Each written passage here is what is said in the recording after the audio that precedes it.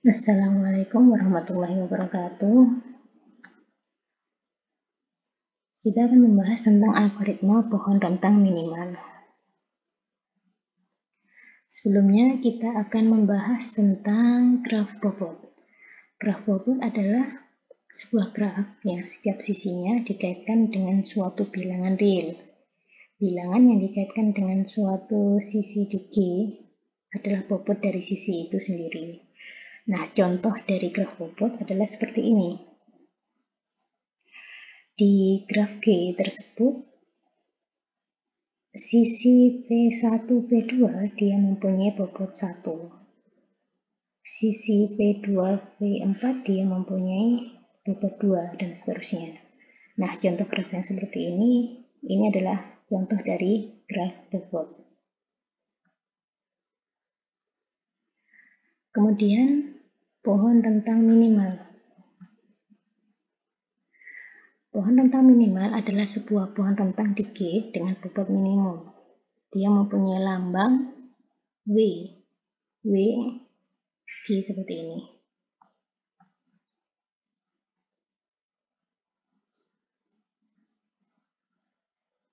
Ada sebuah contoh, misalkan graf G. Dia merupakan graf bobot. Kita akan cari pohon rentang dari graf G tersebut. Maka kita akan menemukan ada beberapa pohon rentang dari graf G tersebut. Yang pertama kita temukan G1. Bentuknya seperti itu. Ada G2. Ada juga G3. Jadi graf G tersebut dia mempunyai pohon rentang sebanyak 3. Di pohon rentang G1, coba kita hitung bobotnya. Dia mempunyai bobot sebanyak 10. Yaitu kita dapat menghitung bobotnya dengan menghitung masing-masing bobot tiap sisi dalam pohon rentang tersebut. Di G1 berarti untuk bobotnya kita bisa menghitung yaitu 1 ditambah 5 ditambah 4 sama dengan 10. Sedangkan di G2 bobotnya adalah 7. 1 ditambah 2 tambah 4. Di G3 kita peroleh bahwa bobotnya sama dengan 8. Dari beberapa pohon rentang dari graf G yang kita temukan, maka kita bisa menyimpulkan bahwa pohon rentang minimal dari beberapa pohon rentang dari graf G itu adalah pohon rentang yang dia mempunyai bobot minimal, yaitu G2. Yang selanjutnya, untuk mencari pohon rentang minimal, kita bisa menggunakan algoritma, salah satunya yaitu algoritma prim. Dalam algoritma prim itu ada beberapa tahapan yang bisa kita lalui. Ketika kita diberikan sebuah graf bobot G terhubung dengan n titik, maka langkah yang pertama kita bisa memilih sebuah titik di G tersebut. Kemudian dari titik di yang sudah kita pilih di graf G itu, kita masuk ke langkah yang kedua. Kita menghubungkan dengan sebuah sisi dari titik tersebut, di mana sisi yang kita pilih itu adalah sisi yang mempunyai bobot minimal. Jika terdapat lebih dari satu sisi yang dia itu mempunyai bobot minimal, maka kita bisa memilihnya sembarang.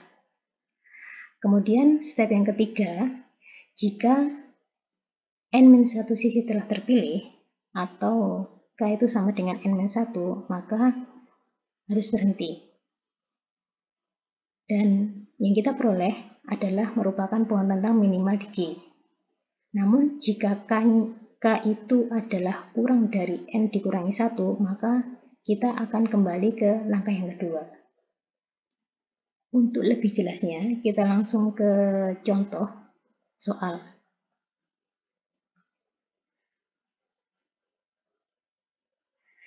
Nah, soal ini merupakan salah satu penerapan dalam kehidupan sehari-hari tentang penggunaan pohon rentang minimal. Kita bisa mencari pohon rentang minimal dengan algoritma prim tadi. Permasalahannya seperti ini. Ada model jaringan jalanan utama yang menghubungkan beberapa kota. Ada kota A, B, C, D, E, dan F. Nah, sebuah perusahaan ditugasi oleh pemerintah untuk membangun sebuah jaringan telekomunikasi berupa kabel. Sedemikian hingga orang yang berada di kota tertentu bisa berkomunikasi lewat jaringan telepon dengan orang yang berada di kota lainnya. Kabel-kabel harus dipasang di sepanjang jalan yang ada. Andaikan setelah dikalkulasi, biaya yang diperlukan untuk memasang kabel di setiap jalan yang ada ditunjukkan oleh bobot sisi graf berikut dalam gambar graf G tersebut dalam jutaan rupiah, maka kita diminta untuk menentukan jaringan kabel yang memenuhi persyaratan dengan biaya semurah mungkin. Nah, dengan menggunakan algoritma prim, kita akan mencoba menyelesaikan permasalahan ini.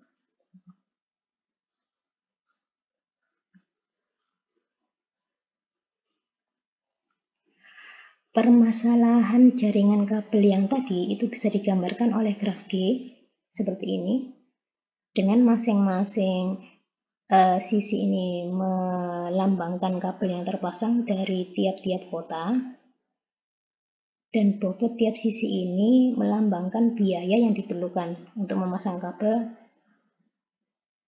tiap-tiap kabel yang terpasang dari satu kota ke kota yang lainnya. Nah, kita akan mencari pohon rentang minimal dari graf G ini. Langkah yang pertama, kita memilih sebuah titik di graf G. Misal, kita memilih titik A. Nah, dari titik A kita berusaha menghubungkan dengan titik-titik yang lainnya di G selain titik A. Kita bisa memiliki beberapa pilihan, yaitu kita bisa menghubungkan titik A ke titik B, atau dari titik A ke titik F, atau dari titik A ke titik E. Berarti ada 3 pilihan. Menghubungkan AB, AF, sama AE. Namun dari ketiga pilihan ini bobotnya berbeda-beda.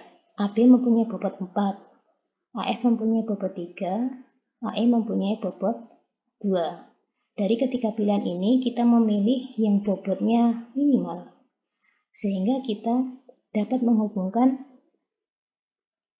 titik A ke titik E sebagai pilihan kita karena dia mempunyai bobot minimal, yaitu 2.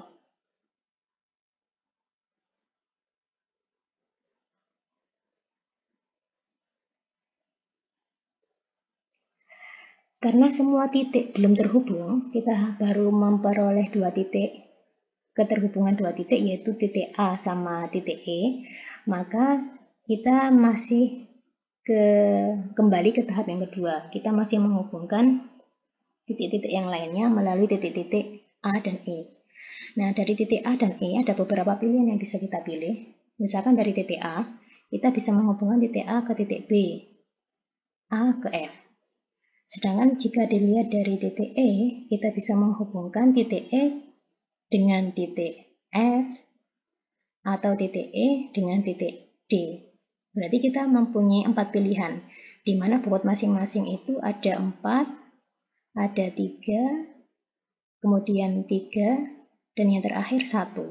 Kita pilih yang mempunyai bobot minimum. Sehingga kita jatuhkan pilihan, kita akan menghubungkan titik E ke titik D, karena dia mempunyai bobot 1.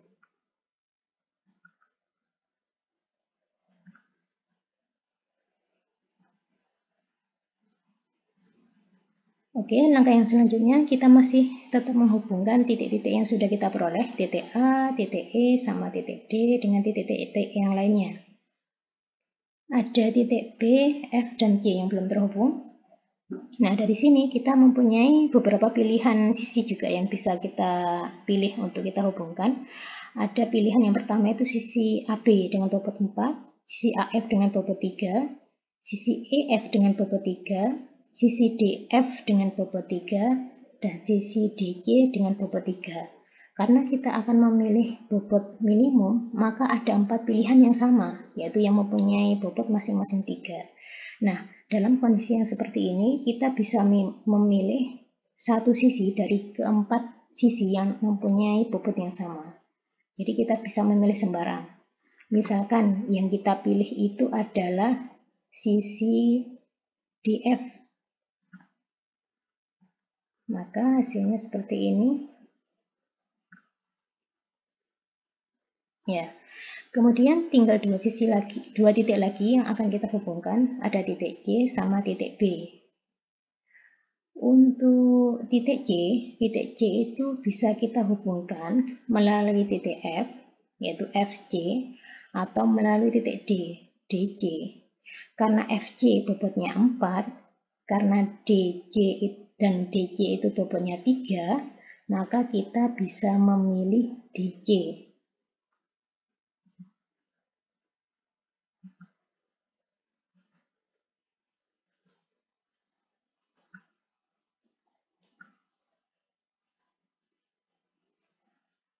Tinggal satu kota yang belum kita hubungkan, yaitu kota B atau titik B. Nah, titik B ini bisa kita hubungkan melalui titik A atau melalui titik C.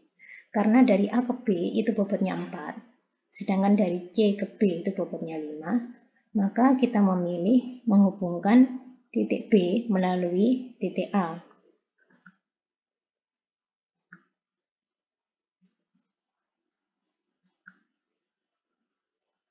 Nah, dari sini kita sudah menghubungkan semua titik atau semua kota yang ada di dalam permasalahan tersebut. Sehingga kita sudah memperoleh sebuah pohon rentang. Nah, dari sini maka kita akan menghitung bobotnya. Q1 ini merupakan pohon rentang minimal yang pertama yang kita peroleh, yaitu dengan bobot 13. Coba kita hitung, 4 tambah 2 tambah 1 tambah 3 tambah 3. Bobotnya sebesar 13. Kemudian ada tidak untuk pohon rentang minimal yang lain yang bisa kita bentuk dari graf G tersebut? Kita coba. Misalkan kita memulai untuk membuat atau mengkonstruksi pohon rentang minimal tidak dimulai dari titik A, tetapi dari titik yang lainnya. Misalkan kita memilih titik yang awal kita pilih itu adalah titik D.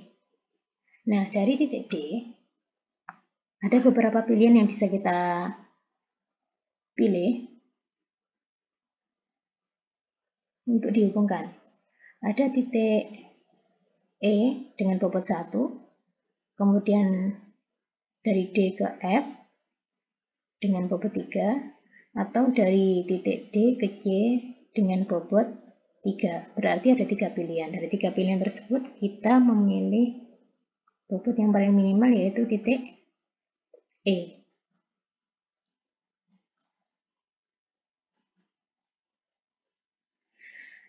Dengan langkah yang sama seperti ketika kita mengkonstruksi pohon rentang minimal di G1, maka untuk menemukan pohon rentang minimal yang berikutnya bisa kita lakukan seperti ini.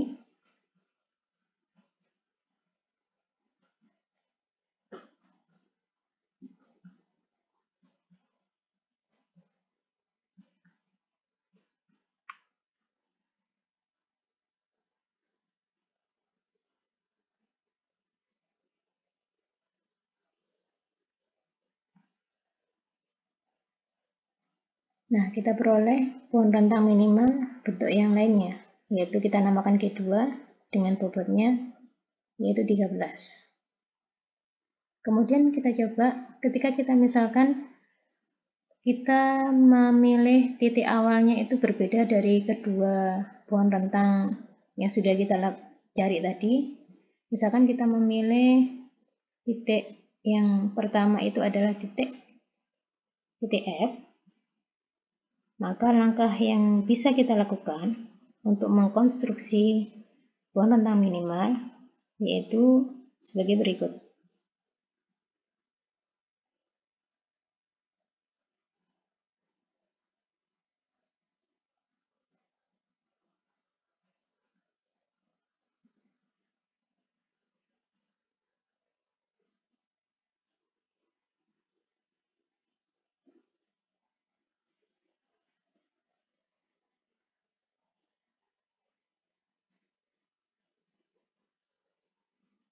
Nah, dari sini kita sudah menghubungkan semua titik yang ada di graf G. Kita peroleh pohon rentang minimal yang lainnya, kita namakan G3, dan kita hitung bobotnya yaitu 13. Nah, dari ketiga pohon rentang minimal yang kita peroleh ini, dengan bentuk yang berbeda, tetapi kita peroleh bahwa bobotnya yaitu sama-sama 13. Sehingga jaringan kabel yang bisa kita buat itu ada 3 jenis, bisa seperti G1 jaringan kabelnya, atau seperti G2, atau seperti G3 dengan biaya semurah mungkin, yaitu sebesar 13 juta.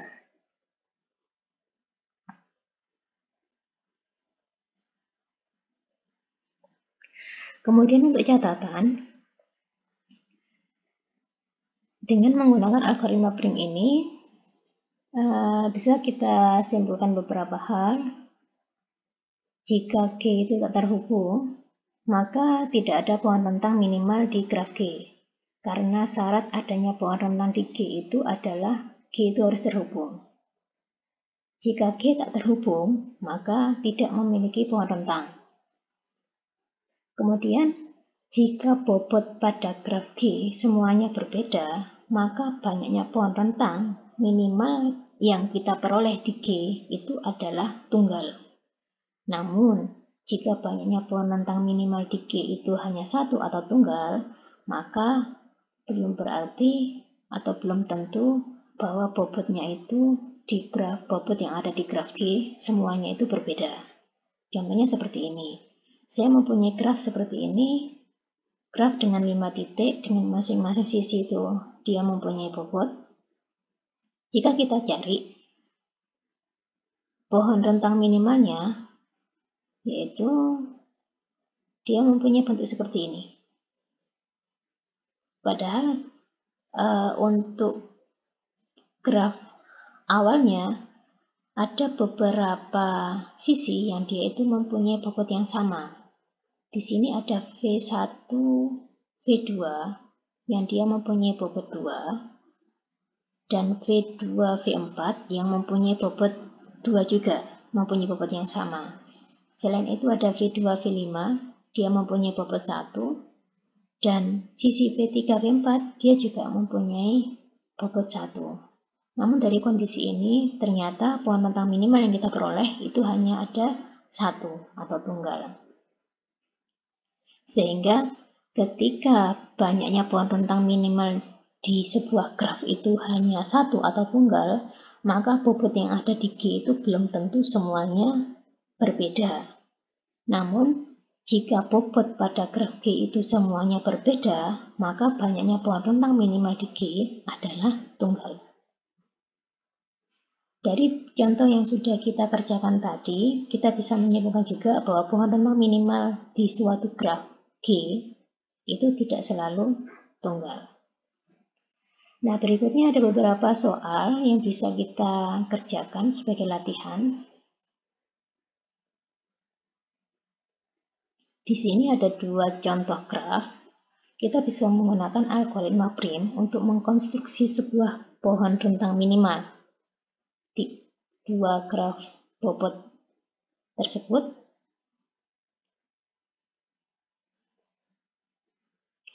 Selamat mencoba